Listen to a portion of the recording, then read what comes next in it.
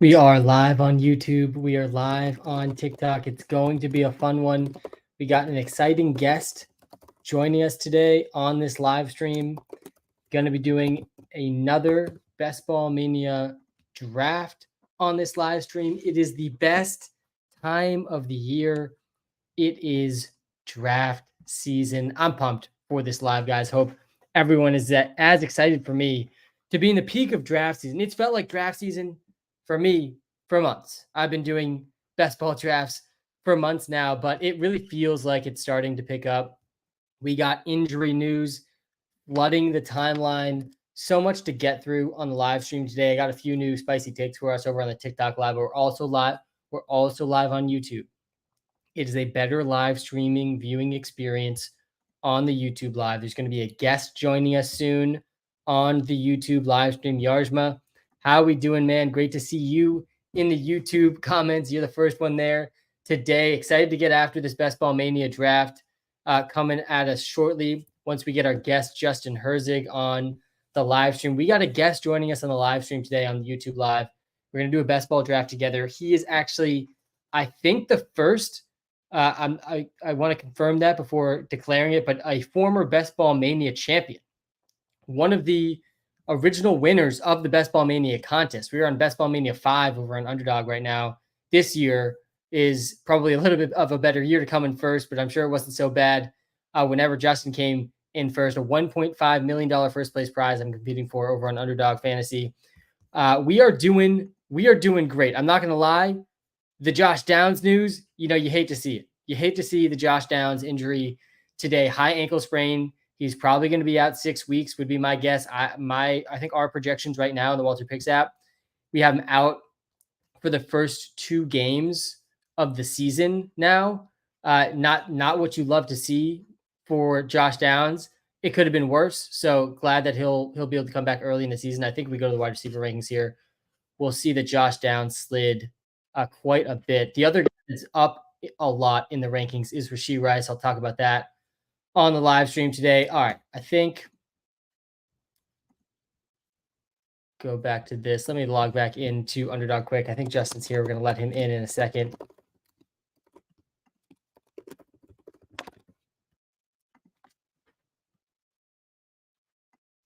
All right, we are back. And Justin is here. Excited to bring him on stage. Guys, we are live on YouTube. We are live on TikTok as well. Justin, this might be your first time with your voice live on TikTok. Excited to talk to you a little bit about that as well. But guys, if you're watching live on TikTok, you're going to be able to hear Justin. You won't be able to see Justin's beautiful face unless you come to the YouTube live. Link to that's right in the TikTok bio. It's a better viewing experience. We're about to be doing this is not a mock draft, a real draft over on the YouTube live. Look up Walter Picks on YouTube or click the link in the YouTube bio. Justin, pumped to bring you onto the stream, man. Thank you for joining us today. Really excited to talk through some best ball strategy, some specific player takes. I have interested to hear what you think about some of those. But Justin, welcome to the live. I'll let you introduce yourself to the YouTube. Awesome. I appreciate it. Yeah, no, this is not only my first time doing TikTok voice. I've literally never been on TikTok in my life. I've spent way too much of my life on Twitter, and I'm like, there's just no chance I can allow another social media just time suck to take up. So here I go, pop in the cherry, but happy to be on. Good to see you, Sam. Yeah, TikTok's great, man. Don't underestimate though the time suck. It's too good. It's too good. That's my issue with it. I get it. Like yeah, TikTok it can be like social media crack. That's definitely a real thing. Twitter, it's funny. I consider myself a content creator. I've been creating content about fantasy football specifically for about 6 years now, and I've been off creating content on Twitter specifically because I spend so much time consuming news and content there that I find myself not wanting to create as much content on the platform. Whereas TikTok, it's almost the reverse. I really get a lot of joy creating content on that platform. It's sort of transitioned all of my content to short form video content. Really, TikTok was the start of that for me. But I find myself consuming still written content the most personally. But Justin, we're gonna hop into Best Ball Mania draft here in just a couple minutes. I want to give a second for you to introduce yourself, though. Tell us a little bit of your background. I believe a former Best Ball Mania winner. Correct me if I'm wrong there. I think it was the first Best Ball Mania too. So tell us a little bit about that and Yeah, any of your background that you want to introduce to the audience? Yeah, sure. Appreciate it. I've been in the DFS street since probably around 2013 or so, and then doing best ball started probably 2015, 16 when the draft app came. For those who don't know, draft was the precursor to Underdog, basically the same team. And so in those draft days, fell in love with the game, love the strategy aspects, and then 2019 or so was Best Ball Mania 1.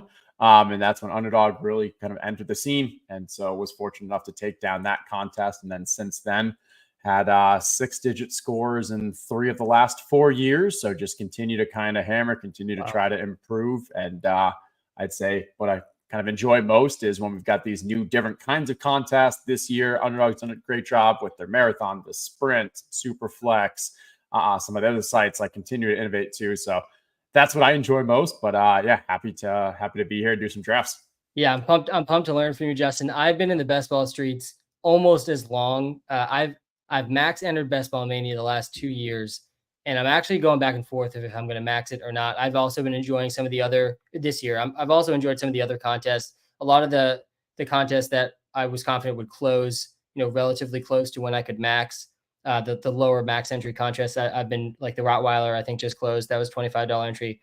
I was much quicker to get 4 entries into that than another 4 into Best Ball Mania, partially because I've maxed the last 2 years and I've never made it to the finals of Best Ball Mania. It is so hard to make it to the finals. I think it's 1 out of 20, right? One of those weeks in the playoffs, it's 1 out of 12, 2 out of 12, 1 out of 12, 1 out of 20, or something along those lines. It's like a 0.06 or 0.006% chance just to make the finals.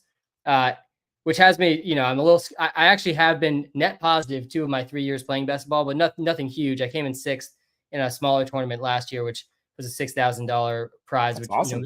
made back my max entries into Best Ball Mania. Was really close, obviously, to the first, which is a huge gap. But yeah, I don't know. I'm going back and forth about maxing this year. A couple $1,000 is a meaningful amount still in my life at this time. I have, I get the itch to draft every day, so I'm trying to pace myself too. I think I'm at 80 or 81 Best Ball Mania Okay. entries so far. Also, before this starts, we're 2 spots away from starting. Happy to free roll us on this one.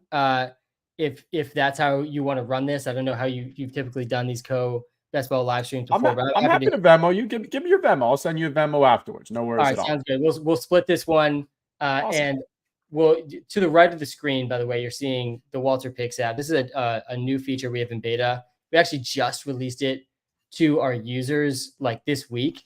I've been using it personally for the past month. This syncs to this draft we're about to do. One of the core features of the Walter Picks app. We're called Walter Picks, by the way. Walter is the AI model that powers our app. And one of the core features of our app is we can sync to ESPN, Yahoo, and Sleeper for personalized insights.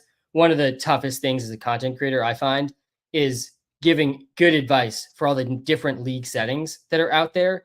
It's so hard for me to answer just a basic trade question. Should I trade Derrick Henry for Justin Jefferson without any context about the league or who's on your team or who you're trading with? Is it PPR? Is it non-PPR? Will all dictate my answers. The app accounts for all of that, which is one of the true powers of the app. It is this top section here, the positional value section. I basically ignore this when it comes to best ball drafting. I have a good sense of roster construction when it comes to best ball. This makes a lot more sense, this sort of formula in season long when there's a waiver wire and you can actually add the replacement players. But what I do care about is the rankings. And the other nice thing about the being able to pull up the app is I don't need to memorize. I do have it memorized at this point to week 17, but I don't have weeks 15 and 16 memorized. I can pull that up quick. And even just like a quick glance at the game logs, which you can't get on Underdog, of just like how big are the spike weeks for some of these guys. Because I really think this is a week by week spike week game that we're playing. And hopefully I can sneak one of these teams into the finals and actually get that spike week then. All right, we're on the clock. Do you want to talk us out of Justin Jefferson here? I think I've been getting a pretty large exposure to him. It's between really these top 2 guys, I think. Yeah, usually in the first round, I just kind of go by ADP unless I have like a strong take. Rarely will I ever try to differentiate and say like, hey, I think this wide receiver is better than this wide receiver because I just want to give a left respect to the market. Some years I will say like, I'm okay with I'd rather take a wide receiver ahead of the running back or running back ahead, depending on how the meta plays out for that year. Right. For this year, I'm very in the camp of like either zero or hero RB. So I'm content with going either. And so for the most part this year, however ADP kind of fits for those first 10, I'll go. When you start getting to 11 and 12, that's when I sometimes get a little funky. I maybe start kind of differentiating, kind of get some unique combos or go off. It's just so flat, in my opinion, once you hit like that Garrett Wilson all the way to be Yeah, honest, like the that DJ Moore. that makes a lot of sense. I just posted a video yesterday or 2 days ago about how I think round 1 should go in season long drafts. Posted round 2 today. And yeah, there's like 14. There's really like a tier. I think it's after Bijan. I think you could argue after AJ Brown as well. There's sort of a teardrop in round 1. And then it's like Gibbs through Jonathan Taylor, Saquon Barkley range. And I think the season long drafts, the home leagues will be a little bit different with the running backs. But yeah, it definitely makes sense to me to differentiate at the 12 spot. I'm a little overweight on Justin Jefferson just because of where I've had him ranked. I'm a little lower in exposure to Jamar Chase and to Amon-Ra St. Brown because of it.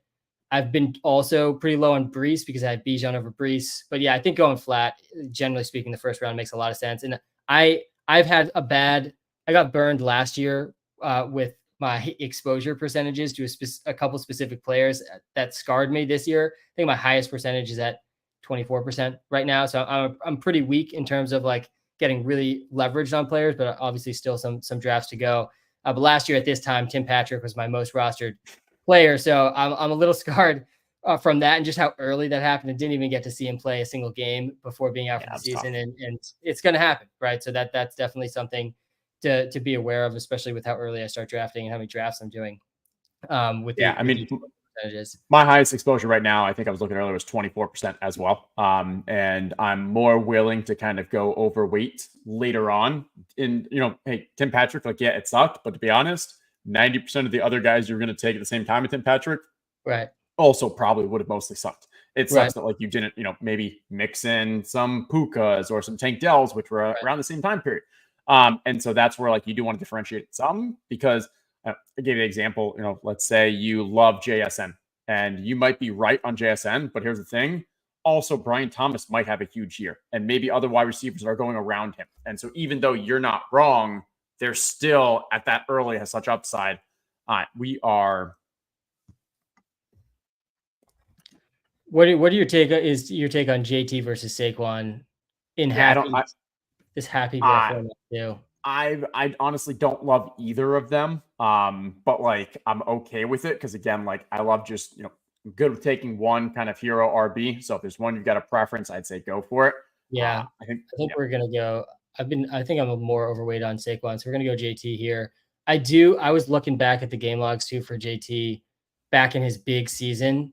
And I mean, if we get this 2021 season from Jonathan Taylor, you're gonna need him, I think, to be the true unlock. I think I'm really feeling like we definitely will be hammering receivers for at least 3 of the next 4 picks, most likely now. And as long as I can control myself with the ADP followers of some quarterbacks and tight ends, then I'm sure I'll try to talk us into. But if any of these running backs that are off the board so far, and I'd probably include Saquon and I'd include Achane, I think in that tier 2, if any of these guys can put together a season similar to what we saw from JT here, which I think is possible, I think the really heavy wide receiver bros are going to be a little bit disappointed with how the season turns out. I get the wide receiver heaviness and the early receivers. Wow, the earliest I think I've seen Cooper Kupp go. This is one of the first drafts I've done since the Puka news, which doesn't really seem that notable, but talk to me about how you've been approaching the running back position in these best ball drafts. Yeah, so like when I think about Jonathan Taylor and you look at the season right there, the big difference is the high value touches. In that year, he was catching balls. He was a little younger, so he probably had some more explosiveness aspect too, which played in. But he was catching passes, and he was the goal line back. Now with Anthony Richardson doesn't throw to his pass guy, doesn't throw to his running backs. He didn't do it in college. We're not expecting him to kind of change that game. He'd much rather scramble, and that's just more efficient for the offense. So Jonathan Taylor is going to lose his pass catching role, and you then get to the goal line, and Anthony Richardson's probably a better goal line back. That's where a lot of the threat comes in. So I still think like Jonathan Taylor is a fantastic running back and still is explosive, even though he's a few years removed from that kind of sophomore season of his. But I think that those high value touches I'm willing to then drop them out of that second round. And where we're drafting, a lot of times you can get someone like Kyron to fall to you at that 30. And that's where like I'm more okay with that. Did I just see Rashee Rice was way up there in your ranks? Yeah, so this is something I want to talk to you about. This is actually we just updated the ranks. I just did a double take there too, just updated the ranks before this call, and yeah, we definitely want to get to the Rashee Rice thing because I'm going to start drafting him just super aggressively after thinking the whole scenario through again this morning with our projections team. It feels to me more likely than not he's not going to miss any games with suspension. I'm still a little scared it'll happen later in the year, but in terms of these receivers, what are we thinking here? We're about to be on the clock. I'd go DJ Moore. I love setting up the Caleb stacks with DJ Moore. I think Ayuk, there's just way too much risk right now if he ends up going to Pittsburgh as we expect. I mean, the amount of passing is going to substantially go down. He's going to be splitting it still with assuming Pickens stays there. I think he's a kind of not draft, but he's got to drop a little more than DJ Moore. We got the week 15 correlation here with Justin Jefferson too, which I love to see. I'm getting more and more into the idea of these week 15, 16 correlations as someone who's never made the Ball Mania finals. It feels to me like that logic just makes a lot of sense. Like I just want to get a team there to get a chance. Going to be thinking about week 17 too. It makes sense to me why that would be even more important than the week 15 with where that, that being the week where you got to be hundreds of other people. 550 or so this year, I think. Yeah. So, I mean, that is where the stacking will really matter the most. But yeah, happy to get DJ Moore. He's definitely a great best ball option too, just with his weekly ceiling. I think he had, 45-point bomb in one game last week. We'll just take that right in week 15, 16 or 17, please. This season.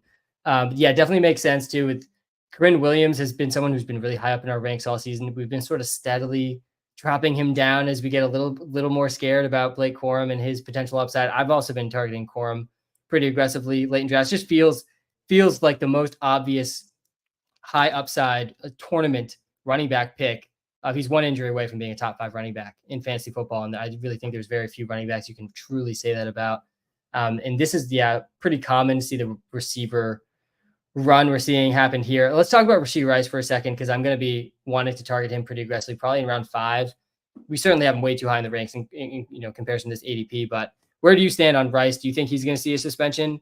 And if not, where would you have him ranked, assuming no suspension this season? Yeah, so let's start with that one. If there is no suspension, early, before the Marquise Brown, before the suspension, let's do this pick first, and then we'll get there.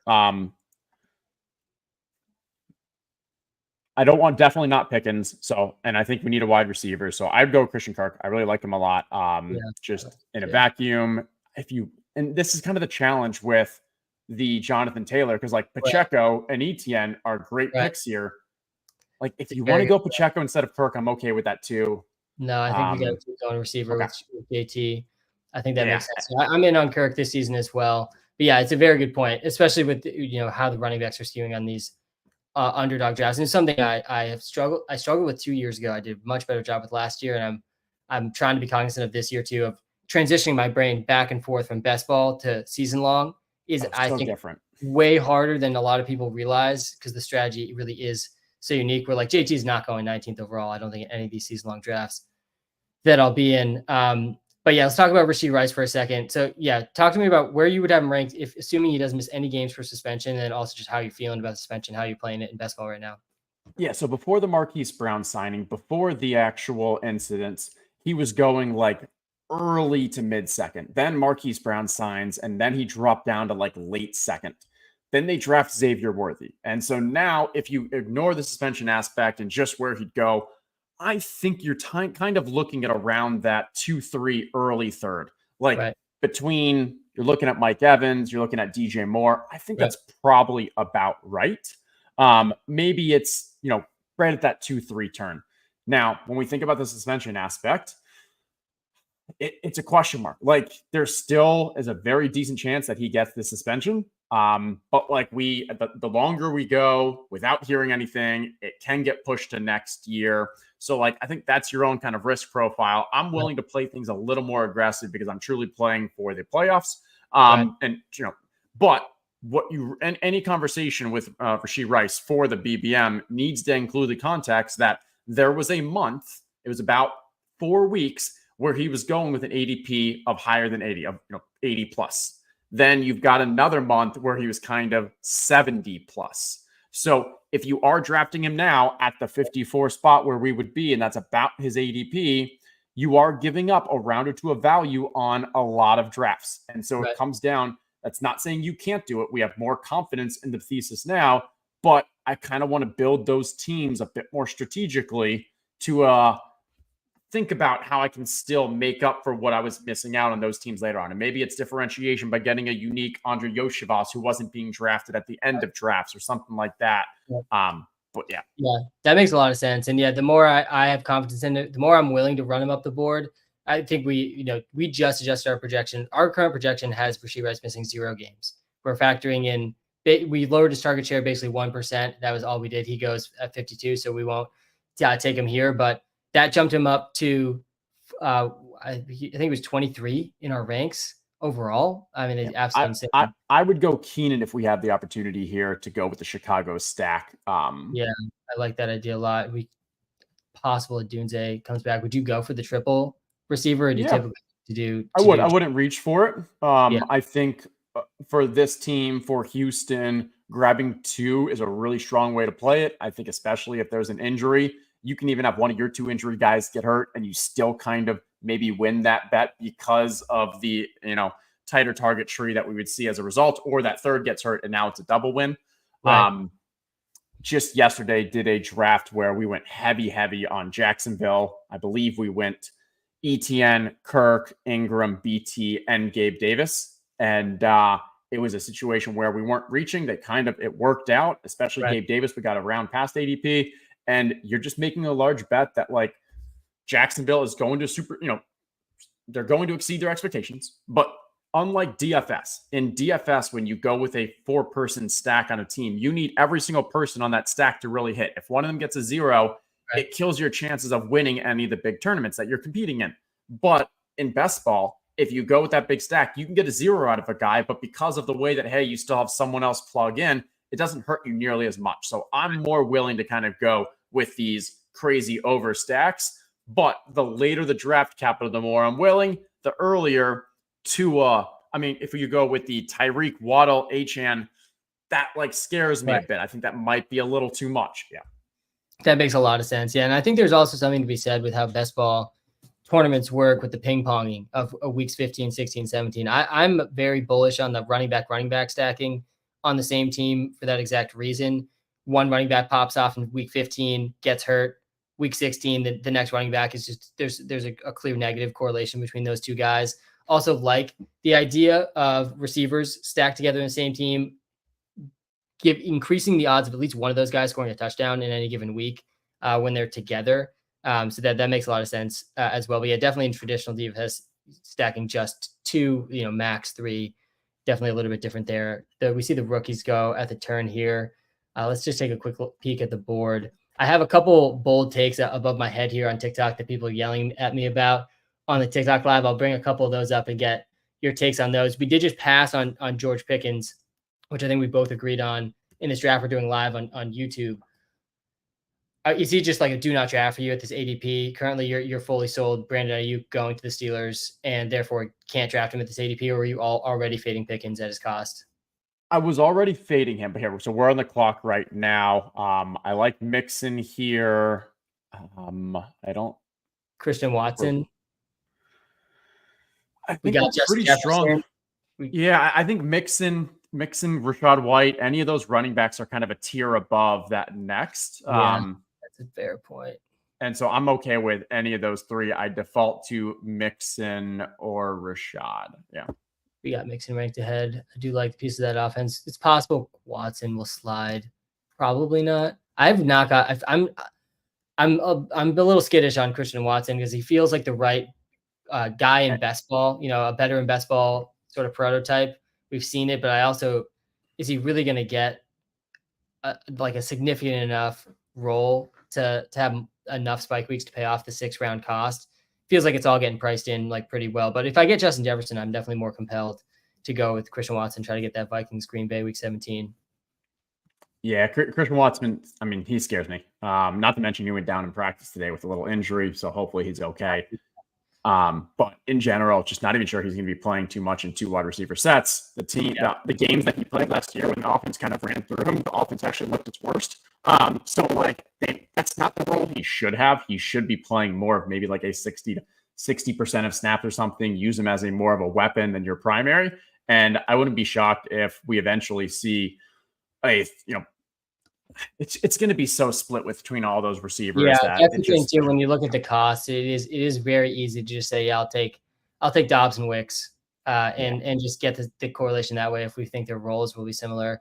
Looking at this game log too is a good reminder of why we should be a little bit scared of Christian Watson. We saw two flashes last year, and then basically all duds from Christian Watson last year, and you got to expect them to not push it too much, especially out of the gates with Christian Watson, just try to keep him healthy down the stretch, which actually brings me to a thought I have on Travis Kelce. I don't have a bold take above my head on TikTok about Kelce, but I am very hesitant to draft Travis Kelce this season because of what we saw from Travis Kelce specifically in the fantasy football playoffs last year, where it makes so much sense in real football to rest Travis Kelce. The Chiefs are already locked in the playoffs, trying to go get the 3rd Super Bowl. Let's not push Travis Kelce, 33 years old now, 34 years old. He might even be 35. I feel like I'm maybe getting ahead of myself with that age. Let's see. Kelce is about to be 35 years old. Like another year. I think he projects as tight end 1, but if I don't have confidence in him in the playoffs, I've been almost full fading Kelce. He's definitely one of the guys that can really burn me this year. All right, we're about to be back on the clock. I'm still very in on DeAndre Hopkins, especially at this new price. I would say I'm not. I can go through in a second why. I don't like any of the wide receivers at this spot, to be honest. And the tight ends are a little gross. Normally at this spot, I'd be grabbing David Montgomery and then holding off for a while. I don't hate that. We can get some big touchdown upside from these 3 running backs and then just wait until 14, 15, 16 range. Yeah. I think that makes sense. We can talk about Hopkins in a second. I think I'll disagree with you on that, but I definitely understand the concerns with Hop. And I already, though, it's probably good you talked me out of that because I already have a decent Hopkins exposure before the injury, obviously. Me too. And so I do need to maybe cool down. My general thesis usually this time of year is like I'm not drafting guys that are already injured. Like the injuries are going to find my teams.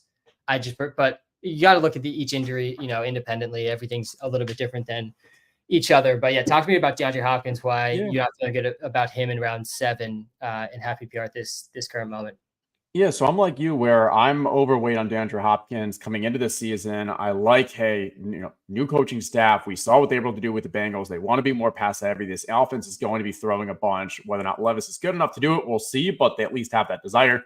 And I think that DeAndre Hopkins is still the true alpha in that offense, not Calvin Ridley. Okay, so I make that bet. But now with this injury, you have an aging wide receiver starting off with a knee injury, may miss a week or 2. Even if he doesn't, I'm still expecting like those things linger a little. And so for an older aging wide receiver, this is not what I want. And so like not on the do not draft list. I don't have a do not draft list because everyone at some point kind of is draftable. But I definitely want to make sure I'm getting substantial value on where he was going before. And so for me, it's probably like when he gets into those kind of early 90s. Like if he fell to us at 91 here, I'm more willing to go with it. I have seen him fall as far as 95 recently. Yeah. So it's certainly possible he's there, and we'll have to consider this again. And yeah, the aging concerns are very real. The injury only fuels that more. For me, I don't think that he is like, it's almost like the reverse Rashee Rice situation, right? Where like now there's multiple months of drafts behind us where people were taking Hopkins in rounds 5 and 6, and we can now get him, potentially in round 8. There's some leverage there, I think, especially in those later weeks. It's also for me like that. I care about weeks 15, 16, 17 anyways. Maybe they rest Hopkins first 2 games. He doesn't play. He eases in weeks 3 and 4. That's totally fine with me if he's on an offense that's going to be top 10 in pass rate and, has some big touchdown upside. And I also think, more efficient receiver than Devontae Adams, for example, last year on a route run basis, yards per catch basis, similar age. Adams is going, early round 2, mid round 2. I think he actually slid to round 3 in this draft. Similar concerns. He's obviously healthy and a little bit better than Hopkins, but there we go. here. And I now I think, like it. yeah, we just talked about it, and I'm definitely feeling much better. We passed on him last time too, so good job talking me out of that. Yeah, I think we got to go with him. 100%. Yep, I Yeah, agree here. And now you're getting that extra round of value. We're actually getting probably 2 or so rounds of value versus like where the majority were drafting him. right. It's also a bring back to our Jacksonville if we go with the Nice. Trevor Lawrence, or if Yeah, we wanted to go with the Will Levis, we get that. I do yeah, think this is the point of the draft when I'm starting to like kind of game plan on what we're yeah, doing with regards to the next few picks. And Caleb is probably the next one. Lawrence might be the one after that. yeah. We have Caleb Lawrence, I think, and then there's some later round stacks that we have potential with too. Right? We can think about JJ McCarthy. We can think about Will Levis now, Levis. yeah, as Yep. well.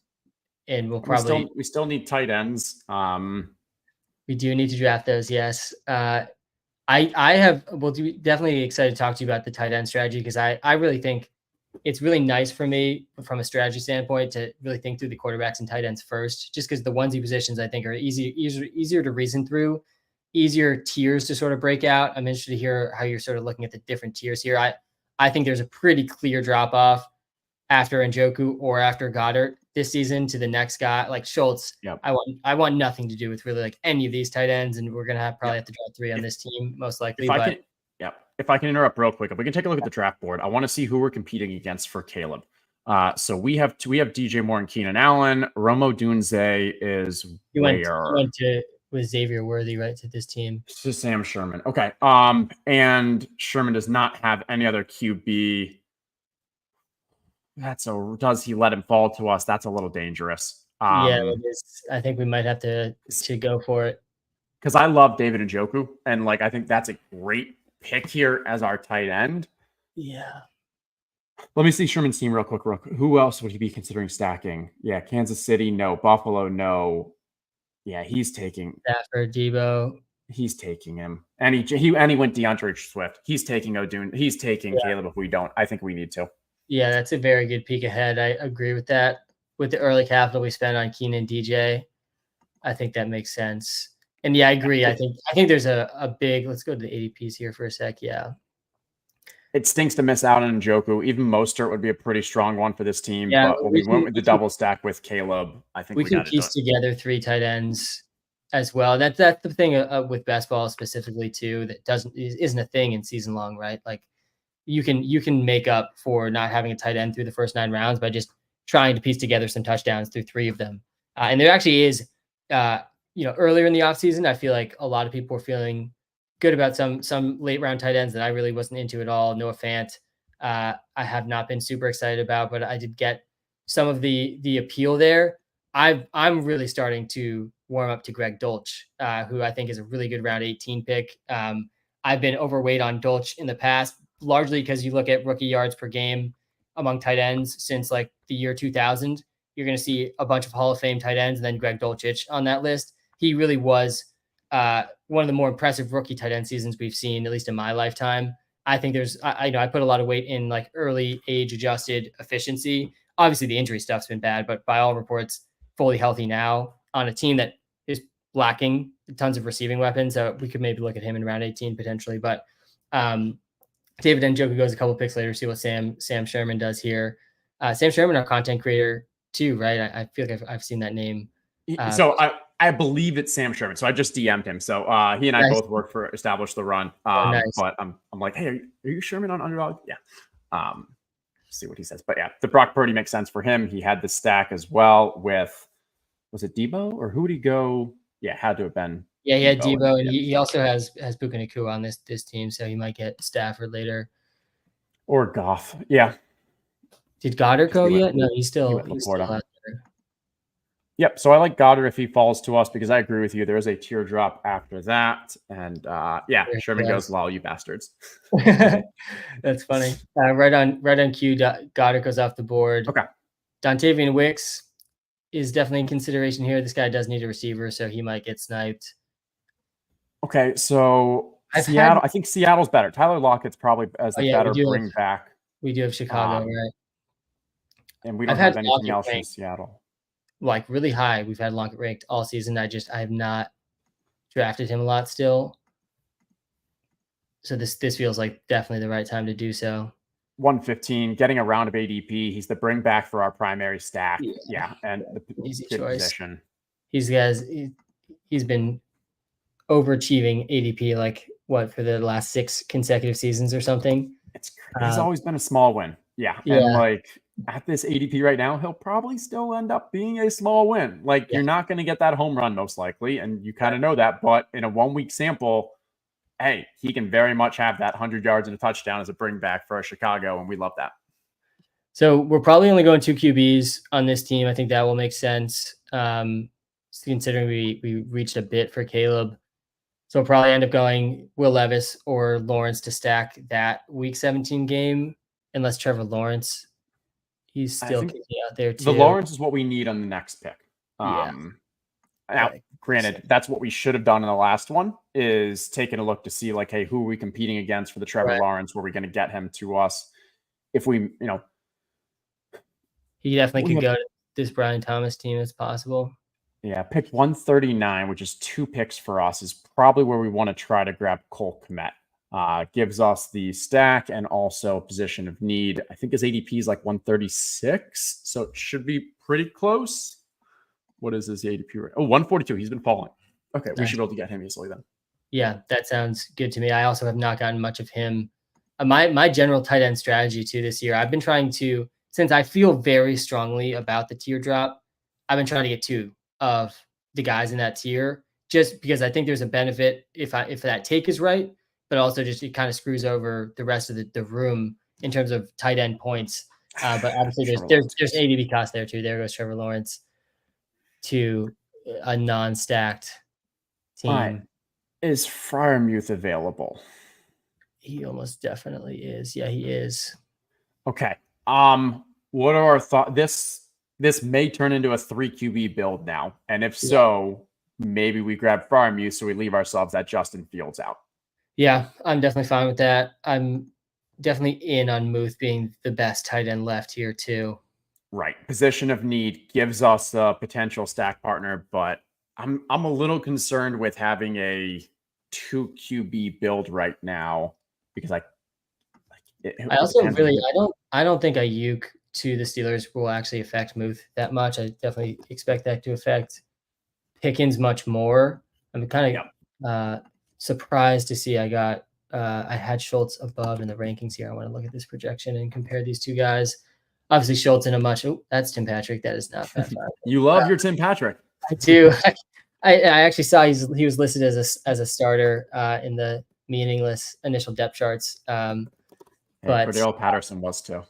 Yeah, that's very funny. All right, let's get Schultz. We got Muth. This is half PPR. I mean, the numbers for Schultz obviously last year are going to look better, but much different circumstances this season. Oh, Pat Freiermuth is a much better athlete than Dalton Schultz too. Like I think Dalton Schultz, what we saw last year was opportunity, and that opportunity is going to diminish because you have more 3 wide receiver sets and 3 wide receiver weapons. So like I'm not completely against Dalton Schultz, but there's a reason why he's going where he is versus last year. He was in like the, 2 or so rounds higher. Right. Pat Freiermuth, I think like can have bigger games because of his explosive element and the kind of his big playability, but the amount of pass volume is just going to be on the lower side. Right. But yeah, definitely a good history there with Arthur Smith and tight ends too that I feel pretty good about. That's true. Betting on.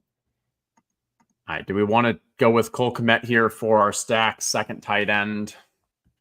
Yeah, that seems strong. He's pretty high up in our ranks at this point too. You can see I have Deshaun Watson high. I definitely want to talk to you about him. He's been definitely my most drafted quarterback, but possibly my most drafted player. It's led to a lot of high exposures in that week 17 game. And yeah, we'll go Kmet here. I think that makes sense. Schultz just went off the board too. And I still think we should probably go 3 tight ends on this team. I don't know if you agree with that or not. It's kind close. Of right in that gray area. If I'm between 3 QBs and 3 tight ends, I'd rather go 3 QBs because the proportional amount of value that the QBs give to your team is that much greater. And it gives you the opportunity also to have the additional stacks, which are important to advance in the playoffs. Right. If we went for a third tight end, what are we hoping to achieve out of it? I don't want a third tight end just because he's going to get me 8 points when my other guys get 6. You're doing it because, well, we think we have a chance of getting the breakout tight end. And if that's the case, that is very valuable. And three darts at breakout is better than 2. And there goes Justin Fields at 140. Yeah, we got someone really in on this Ayuk to Steelers, reaching, this was what, a 4-round reach from what I've seen. I think he's risen from like QB 30 to like QB 27 or 26 in the past few weeks. I grabbed Russell Wilson earlier this morning in the last round for a Pittsburgh team that I was, just thinking, hey, if Ayuk actually goes there and you have Ayuk, you have Pickens, you have Freiermuth, you got some strong, like, that might actually not be a bad team. And now Russell Wilson is the actual starter, and he joins that team as QB1 to start off. They've got a pretty easy schedule to start the season. They stay in competitive, playoff competitive the entire year. I don't think Russell Wilson's a bad pick if this trade goes through. Yeah, I don't hate that at all. Russell Wilson's going to start week 1. I'd be pretty surprised if that doesn't happen. Justin Field, definitely the better fantasy option if we're choosing between the two, but that's not exactly how it works. I got one of the takes I got above my head here, that a comment came in here on the YouTube side. If you're watching live on TikTok, by the way, guys, you're missing the better live streaming viewing experience on YouTube. Link is in the TikTok bio, but I got a negative Zamir White take, that Zamir White will not be a top 32 running back in fantasy football. We can talk about that in just a second after this pick. But just a quick explanation for the person who had this comment. Zamir White, he's everything that Mike Davis was. The only difference is we saw an actual stretch of success for Zamir White. There's definitely a better chance of success for Zamir White than there was Mike Davis, but Zamir White has no pass catching history. He is maybe the 3rd best pass catching running back on his own team, an offense that I expect to be bottom 5 in the league, led by Aiden O'Connell, most likely. They want to be a run first team, but if they're going to get crushed in every game, I don't see how that's going to work. I do not. I'm almost exclusively playing PPR leagues, but even in half PPR, I do not want to target touchdown dependent running backs on bad offenses that do not catch passes. That is my case against Zamir White. Okay, we're back on the clock here. Hopefully you were thinking as I was talking there, Justin. I was. I don't mind Marshawn Lloyd here. Yeah. And that gives us the possibility of making this just a 4 RB team when we have Taylor, Mix, and Montgomery as the top ones. I just don't see anything else that I really like. Yeah, and he's been falling a little bit. I haven't used this enough in the Walter Picks. That's probably one of the better best ball features we have, but we have an ADP trends chart in here. I can go to just. Yeah, he has fallen. I guess he went up a little bit, maybe he's really actually been pretty steady, right around the 142 range, which is right where we just got him at 150 actually. So this might be a tiny bit behind. But yeah, I mean, there were some reports early. AJ Dillon, is this still the backup running back? I mean, clearly there's more upside with Marshawn Lloyd than with AJ Dillon. There's some, I think, valid concerns around fumbling from college. I'm also kind of a believer that turnovers in general are pretty random, so I'm willing to bet against that being a negative thing. The other thing that is related to that with the rookies and some of the most negative analysis I saw of Jaden Daniels. I have a bold take about Jaden Daniels above my head as well, so we can on TikTok we can talk about this for a second. The most negative thing I saw about Jaden Daniels coming out was that he was going to get hurt. He takes big hits. He's going to get hurt in the pros. He took big hits in college, and like when it comes to injuries. Every injury is different, but when it comes to trying to predict injuries for guys that are already healthy, I'm a big believer. This is the most injury-prone sport in the world. Like all guys have a pretty high chance of injury. So if you're telling me Jaden Daniels is a higher risk, how much higher? Because Anthony Richardson has a pretty high risk of injury too. That's not getting nearly as factored into his analysis. It is, I guess, a little bit now. But Jaden Daniels, the bold take I have above my head is that Jaden Daniels will actually outscore Anthony Richardson in fantasy this season. Obviously a bold take for a reason. They're going 5-6 rounds apart. Jaden Daniels going as QB 13 on most platforms. Anthony Richardson being picked as a top 5, top 6 quarterback. But you look at their college profiles. We've only got 2.5 games of sample size from Anthony Richardson. You compare their college profiles for a second, which isn't nothing, and there was a lot of encouraging fantasy stuff in there. But you look at the college profiles, and Jaden Daniels was at least as good of a rusher in college and a far, far, far superior passer. He's extremely accurate deep passer. Jaden Daniels was like built in a lab for fantasy. He's an extremely accurate deep passer compared to many to Russell Wilson in his prime in terms of his deep passing upside. And then he also has the legs of a Justin Fields type rushing upside on the ground. Wouldn't shock me at all to see Jaden Daniels outscore Anthony Richardson. I definitely like him more at cost. I don't know what you think about that bold take there, Justin, with how you've been approaching Jaden Daniels, and if you're in or out on that bold take.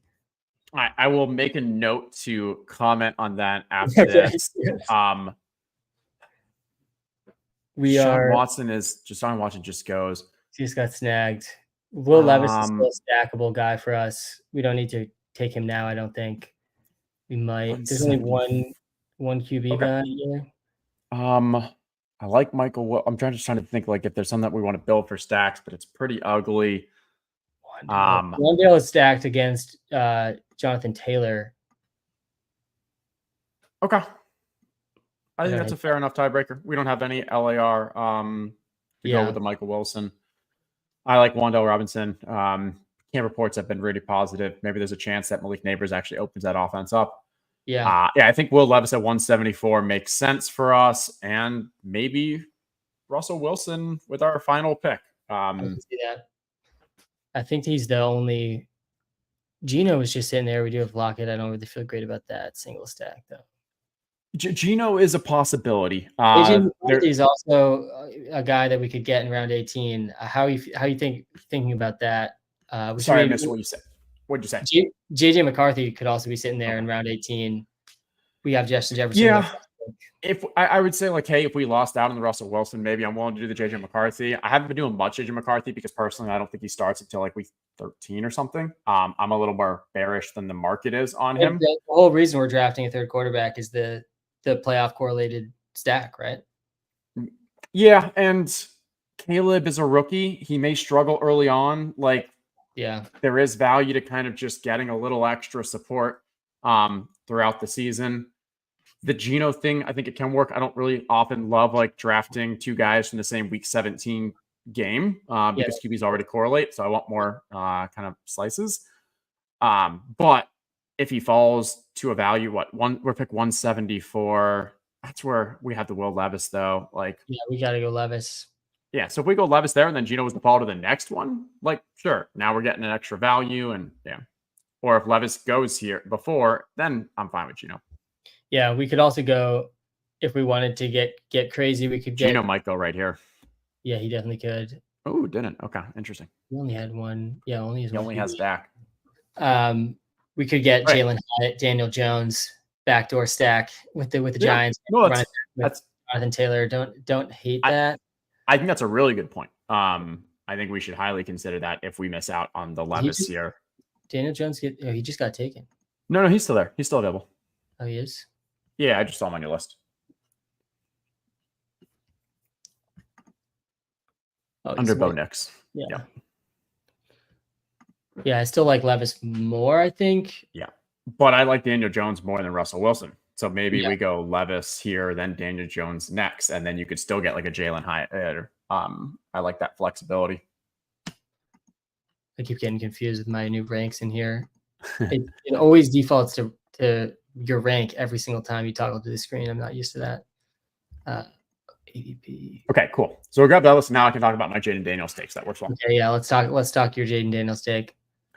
So I'm bullish on Jaden Daniels. I want to get him more. The challenge for me is that I'm not high on Terry McLaurin. I think Terry McLaurin's getting overdrafted compared to other wide receivers around him. And so now I'm like, okay, I'm not drafting his alpha. So I need to really find ways to work Jaden Daniels into my builds. And usually how I do that is when I start a draft with Justin Jefferson, if I grab Devontae Adams in the second, if I'm taking maybe Malik Neighbors, these guys who I'm not too excited about their stack partners, I mentally say like, hey, in that around pick 100, this is the type of team that I want to go grab him, because then I can still backstack him by grabbing Jahan Dotson, by grabbing Luke McCaffrey, maybe grabbing Ben Sinnott. And so I'd say I'm overweight Jaden, but not substantially overweight like I am someone like Caleb or Trevor Lawrence or Kirk Cousins, because I'm also so overweight on their pass catchers. Now, from a Jaden Daniels in a vacuum compared to Anthony Richardson, I agree with. I think he's coming into the league as a better passer. His weapons are kind of similar, I would say. They're going to play a fast pace. The main difference is Jaden Daniels. He's not going to be used around the goal line as a rusher as much as Anthony Richardson. So will Jaden Daniels finish with more rushing yards than Anthony Richardson? I think it's probably pretty close. I'd be curious to see like what the market has. But touchdowns, it's Anthony Richardson, and that's a lot of points. Yeah, that makes a lot of sense. And that's what we've seen, right, with Josh Allen, Jalen Hurts last year. The bigger guys. A couple of years. And even Lamar, right, he hasn't scored that many rushing touchdowns. Like he's maybe more comparable. They've stopped. In terms of the yards to rushing. That definitely makes a lot of sense too. And they also have two pretty good goal line backs in Washington too. That it would make a lot of sense just given the fear of the injury for Jaden Daniels, him taking big hits. Feels like still the Colts are not fearing that as much. I saw the comment recently that they're not planning to go away from him in where he's best. So that definitely is a fair take in terms of also, you know, what's being priced in with where they're going and why it's a bold take to begin with. All right. I think if Geno falls to us, we take him. Yeah. We get especially with the third QB, we got the Chicago run back. And getting an extra round of value on that quarterback. And we know we need another quarterback. Like I think Geno makes a lot more sense than Daniel Jones. There's no risk of Geno not playing come playoff time that you have with Daniel Jones and Russell Wilson. Yeah, there's definitely a huge risk of that. I'd say with Russell Wilson and definitely a sizable risk with Daniel Jones too. With Daniel Jones, it comes down to his contract, and it's similar to what happened with Russell Wilson last year. If he's not playing and they make a decision throughout the year that he's not the QB of the future, they're more likely to bench him because if he gets hurt, then his contract automatically gets extended for that crazy amount of money. I think we got two quarterbacks. I would argue have their top three in terms of their wide receiver trio in the NFL. The only other trio I think we would argue in there is the Texans. Who probably number one. But I honestly think there's going to be a good debate with the Bears. I'm very high on Rome Odunze, who didn't end up getting in this draft. But also, it feels like what Keenan Allen did last season is going a bit under the radar. And when I was looking back into last season's stats and we were trying to run some sims for this season, it was really clear either Keenan Allen is extremely underrated or we need to be drafting more Chargers receivers. Like it's one of those things or both. And I kind of am leaning towards the Keenan side there, just with the receivers that the Chargers have. But it's different coaching. It's different coaching in Chargers, though. It's not your same kind of Kellen Moore offense. You've got Harbaugh. Maybe that's the real third angle there that I actually didn't think about when I was doing the analysis. Is actually we should be drafting AJ Brown and DeVonta Smith. Yeah, if DeVonta Smith plays that slot role in the Kellen Moore offense, it is just absolute rocket ships. Yeah. I think the answer is just draft both. I think they both will rotate in the slot. I don't see a world where it's like all DeVonta Smith or all AJ Brown. It makes a lot of sense with their skill sets for them to rotate around. But yeah, those guys and Jalen Hurts too, with where he's going right now too in comparison to past years, it's crazy. Pick 40, you can get three really good players before having to spend it for Jalen Hurts. It makes a lot of sense to me in this tournament. All right, we're going to be back on the clock. Tyler Boyd, he's kind of high up in the ranks. We could get I like the Boyd for the Tennessee stack. Yeah, I like that too. And now I think this gives us at 8 wide receivers, we now with the last pick can either go running back or tight end. Yeah, so we have four running backs right now. 4 running backs. We went Jonathan Taylor and then Mix and Dave Montgomery, which is a really strong 3. Then we've got later on Marshawn Lloyd, which I think is strong upside. Hopefully he plays more than AJ Dillon. Roschon Johnson is kind of interesting for this stack too. Mm-hmm. He's a guy I've unintentionally gotten kind of overweight on because it feels like he's clearly in a pass catching role, a year 2 running back that I have a lot more faith in than Khalil Herbert, which there's been all these rumors circulating all offseason about Khalil Herbert even going to be on the team? It seems like he will be. I'm also kind of don't believe there's going to be this huge workhorse role for DeAndre Swift. But to me, there's I like drafting the running backs late. That to me, there's a path to them having relevance just by their receiving role. But then also there's, clear contingent upside if their injuries go down. Roshan Johnson to me is like a worse version of Braylon Allen, and I don't even know if this is a fair comp or not because I haven't watched Braylon Allen that much. But to me, both guys are good receiving backs that also happen to be just pretty large and like potentially being able to be used in the goal line too. And if you have a path to both those roles, that's a pretty exciting path in round 18. Especially since we already drafted Caleb Williams and he's a decent receiving back here. But these are our top ranked running backs. I don't want to be drafting Kendra Miller at this point. Feels like he has a good chance to get cut and be a 0 in terms of ADP. Yeah, these are really the only 2 running backs I would get any sort of excitement about. And there goes Tyrone Tracy. I'd throw one more in there, and that's Tank Bigsby. I think Tank Bigsby will be the number 2 in that Jacksonville. Jacksonville is also a bring back for the Tennessee side of things. I agree, though. Roshan is the better fit, and Roshan's a great 18th round for this team. Yeah. Who was available at tight end, just so we take a look in case? Chig is still there. Chig is the one that I was thinking, like, do we want instead? Headed for timeshare, ? That has been where it's seeming like it's been heading. I'm okay with either. Yeah, we're going to go Roshan. Get a 5th running back. I like it. I think, running back's just more important. I think that makes sense. Yeah, and I mean, to be honest, I think that Chig doesn't have the level of upside that we'd be looking for in a tight end. Like in a weekly standpoint, sure, he's athletic. The team wants to throw more, but he's likely going to be splitting those reps. Yeah. Did Greg?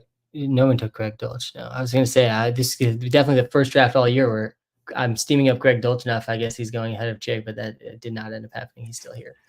I was on a stream last night, and the last night of the night before, and one of the person I was streaming with, he said he has 85% Greg Dulcich. So I like Greg Dulcich. I think there's a strong argument for him if he can stay healthy that he's going to be a core part of that offense. But hey, that's conviction. Well done.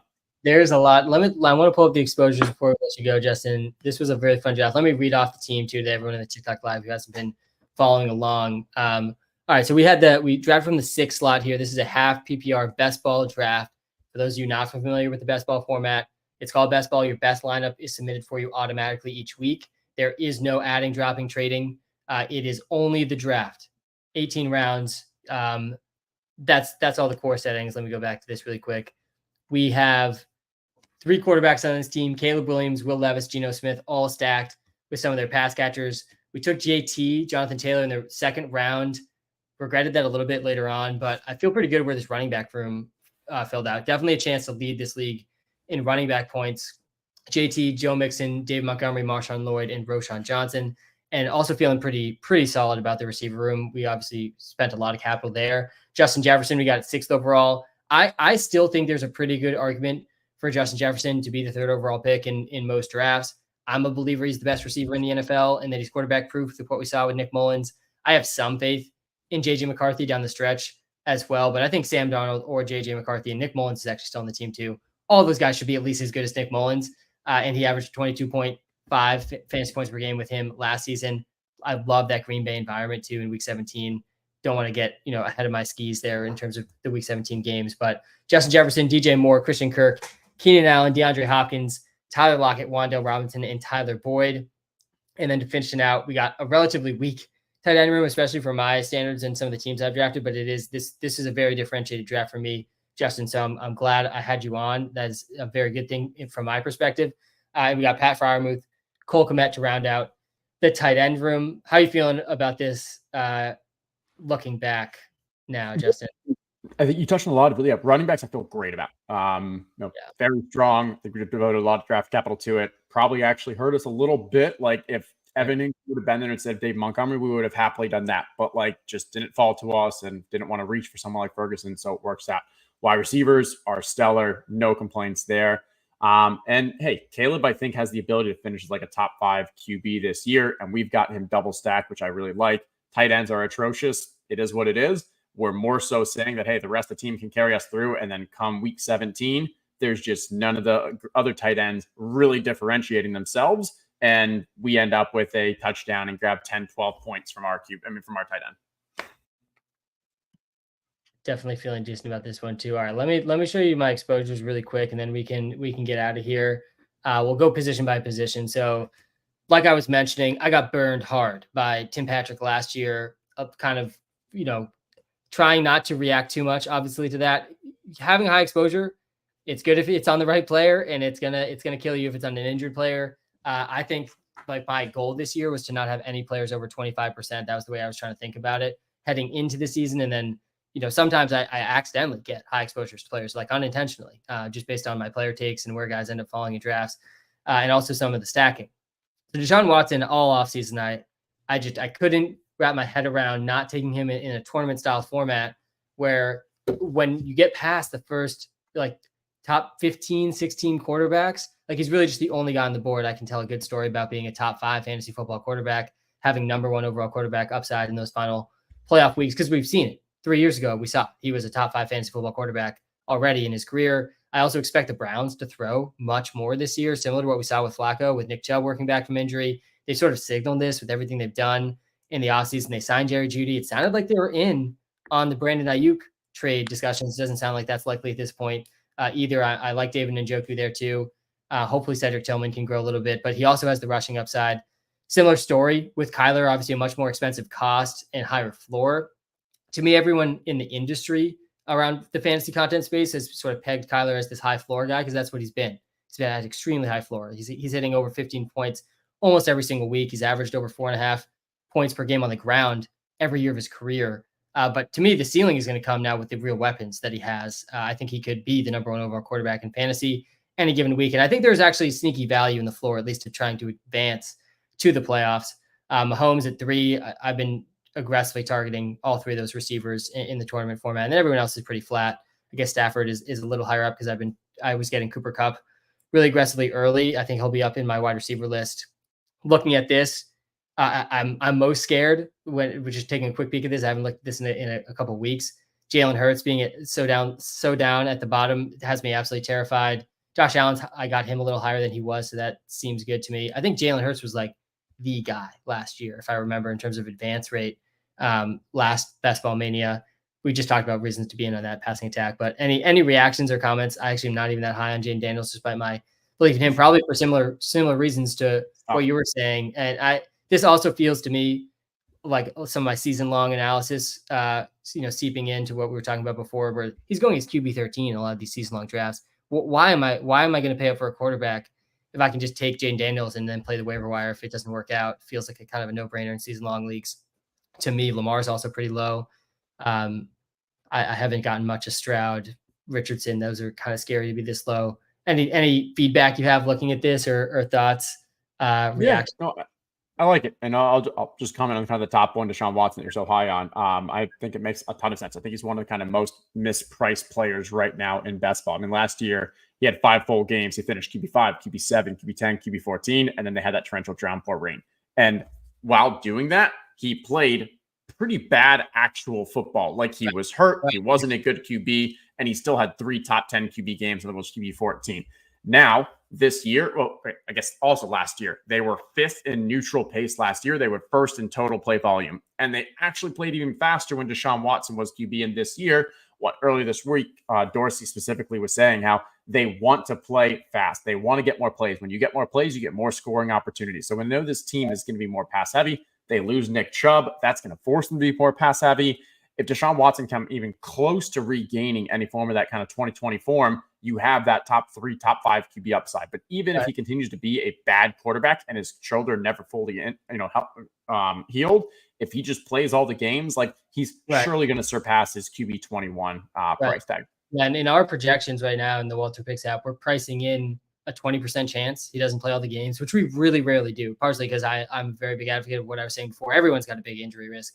There's certain guys that we do price it in for. Deshaun's one of them. Also because the market's pricing it in so heavily that we'll just be so far ahead of him in terms of where he's getting priced. And he still is projecting, 5-6 quarterback slots out of where he's going. So yeah, that makes a lot of sense. That has led to, we'll go to the receivers. I'll go to the running backs last. A lot of Jerry Jeudy because of the Deshaun Watson tag. This is like the double injury bet here with Jeudy, who's already like slowly being brought along. But yeah, Cooper Kupp here at the top, Jahan Dotson. Basically every time I was drafting a Falcons player, I'm getting Jahan Dotson. Last year, Jahan Dotson was actually, I do have a do not draft list, and he was on it. I don't really apply that draft list the same to best ball, obviously. As season long, I will actually just not draft those guys. But the price is totally flipped on Jahan Dotson all of a sudden. With now he has the best deep passer of his career. Feels like that's a pretty good match made in heaven with Dotson. None of these guys over 20%. That has not been the case every single time I've looked at this. So I have been getting this down a bit. Where's Rashid Rice at? I'm so scared to see how badly I've been fading Rice. 4.1%. That's like absolutely terrifying to me. Definitely going to need to chase that one up at a brutal price. Justin Jefferson at 13% is pretty high for round one. Neighbors is high. No one in the first 3 rounds, though, other than Cooper Kupp, is really like at a super significant percentage. Yeah. Yeah. The tight ends, this makes sense just with the Deshaun Watson. Jake Ferguson, he scored 3 touchdowns in their playoff game last season. You look at the number of tight ends that have scored 3 touchdowns in one game. It's a very, very short list. Over the last 3 years, it's Travis Kelce, George Kittle, Jake Ferguson, end of list. That's it. Those are the only guys that have done 3 touchdowns in a game. That's ultimately what can break the slate any of these playoff weeks. The Cowboys added nothing to their pass catchers to this offseason. CeeDee Lamb hasn't even shown up yet. I do expect him to show up. But I feel like there's just, like, of all the tight ends, if you were to rank the odds of them falling into the end zone 3 times in a game, I would probably put Ferguson in the top 5 or 6 of that list. So yeah, I feel pretty good about that for that reason. I like the game environment in week 17 against the Eagles too. Still a little higher than maybe I would have expected here, but yeah, what are your thoughts on Ferg? I think you pretty easily were willing to pass him when we were in that draft live like 20 minutes ago. But what are your thoughts on Ferguson and where these ownership percentages are shaking out here? Yeah, I mean, so one thing with the Cowboys, last year, there were 25 instances that a team scored 38 or more points. Of those 25, the Cowboys led with 6. The next highest team was 3. And then if you look at just the top 10 highest scoring, Cowboys had 3 of those. This is a team that is willing and has a desire to kind of throw a ton, play fast paced, and score up the points. Like literally, they're not going to be the ones that, hey, we're up 2 touchdowns, we're just going to play it safe. Defense is not the same defense that we've seen in years past, so it makes sense why they have so many of these high-scoring games. When you have those unique, we talk about spike weeks from players. What about spike weeks from teams? Spike weeks from teams is what can deliver these, and that's where Jake Ferguson, he doesn't have the talent himself to actually have a huge spike week, but when his team is putting up so many touchdowns, he, can catch 3 of those touchdowns, and that's what we saw with Jake Ferguson. So, yeah, I don't mind it at all. I think the way that I've really approaching the tight end position was, early on, it was I wanted to get a top 7 tight end. I'm now warming up more to kind of getting a top 10. And that goes probably to the Njoku. It includes the Bowers. Goddard, I'm a little more iffy on, but I have so much Jalen Hurts that I'll include him in the stacks there or as bringbacks for the Dallas. So I like the exposure here. Luke Musgrave, I'd say, is the one that probably scares me a little just because Tucker Kraft coming back. And I don't expect Luke Musgrave just to kind of have that job to himself. But he's cheap. Yeah, he's relatively cheap, which is definitely good. And I'm nervous to peek at these running back ones because I've definitely skewed earlier running back than I think what most people have been doing. And I really don't want to see any running backs like that are priced in like the first 10 rounds over like a 15% exposure with the injury rates there. But I feel like this Goddard percentage is just my belief in this tier showing up and just looking at the rest of the tight ends after him every time. 100% agree. Looking at my draft, my team, and like, I have no other choice. I have to take them. All right, looking at these running backs here for a second. And wow, these are definitely a little higher than I was anticipating, especially with Saquon at 19%. HN, I actually expected, he at one point was my number 1 most drafted running back. I'm definitely very, very in on him. So Braylon Allen is the only one that I don't like in here. I mean, and Trey Benson, Barkley and Benson are the 2, but like all the others, I'm maybe not as high, but definitely overweight, and I like them. Yeah. The Benson one, I'm not feeling good about at all at this point. A lot of this came definitely earlier in the draft season too. I'm feeling good though, especially just where I'm at in terms of my Best Ball Mania drafts. Again, I'm not sure if I'll end up maxing this year or not. I'm trying to convince myself out of it, but I feel like I'm going to end up just I just kind of know myself. I'll end up maxing when it gets towards the end. But I feel good that I still have some time left to get some of these down a bit. Bijan, I actually thought would be a little bit higher because I've been taking him ahead of Amon-Ra in a lot of drafts. But his exposure is actually not that high. But yeah, Saquon, I'm a little scared about. Trey Benson, I feel awful about, though, just with all the reports that have come out so far. I still think, though, to me, like Blake Corum is the better pick between him and Trey Benson. Yeah. Because there's just a clear path to him being top 5. With Blake Corum might actually play a little. Right. Yeah. And like Trey Benson, even if Connor goes down, it doesn't seem like there's a super clear path to him being like a top 10 running back. I think there's a possibility of that. Yeah, it seems like they're bringing him along super slow. I do want to make bets on this rookie running back class in general with how it's being perceived and how we've seen rookie running backs perform in fantasy down the stretch historically. But yeah, this Trey Benson price and exposure that I got him at, because he's way cheaper now than I think almost all these teams too, where I was drafting him. So that one is probably the scariest here, but glad to hear overall not too much fear from you. Looking at those exposures, obviously pretty flat, so nothing to get super scared about. But Justin, thank you so much for hopping on. Tell the people where they can find you. And again, really appreciate the time today and joining me on the stream. I feel like I learned a ton, and I'm itching to get into some more drafts. I feel like this is maybe more likely to max enter. I know that feeling. No, I appreciate it. Thanks for inviting me. Really enjoyed this. And DMs, give me your Venmo. I'm going to ship you because this is a pretty solid team. I like the upside. So hopefully we take something down here. Maybe your first final team. I'd like that. And yeah, just at Justin Herzig. Find me on Twitter. Do all my content, Establish the Run, but a lot of my stuff's also on Twitter there too. So appreciate you bringing me on. Awesome. Thanks for joining, Justin. Cheers. All right, guys, we are going to wrap up in a few minutes. I want to take a look at any of the slow drafts I've got going on, and we can pop in there real quick. I think I got 2 drafts we can take a peek at, and then we'll wrap up. And on the TikTok live, I want to talk through every single take I have above my head. I didn't get a chance to talk about all of them yet. I think this might have expired. We're gonna close out the YouTube live, but if you want to watch the end of the live, I'll talk through, what is this, 6 bold takes I have. One about Jaden Daniels, Kyle Pitts, Zamir White, Cooper Kupp, George Pickens, Blake Neighbors. I'm going to talk about all of these guys on the TikTok live. Guys, if you're watching live on YouTube, thank you so much for tuning in. Smash the subscribe button if you haven't yet. This was a really fun one. Justin Herzig, for those that didn't catch it earlier in the stream, he won the original Best Ball Mania. I feel like he just dropped so much knowledge on this live stream. Really, I think honestly the biggest takeaway I had from doing a draft with Justin just now was something that I can definitely improve on. And I feel like I've done it at times, especially on these lives when I'm looking at the draft board like this, but I definitely don't do a good job in general of looking at what other teams are doing in the draft to try to plan ahead of who could steal your stacks. Like I'm always tilting about guys sniping my stacks, especially in best ball where it matters so much. But I never put in the time, effort, or energy to look at ahead who actually makes sense to steal these stacks. Sometimes people will just do it and it makes no sense, like we just saw with Justin Fields in that last draft that someone reached 6 rounds for Justin Fields. I think there was another guy that took one of our quarterbacks completely unstacked. But yeah, definitely was a smart move to look ahead there, something that can help me get more stacks in the future.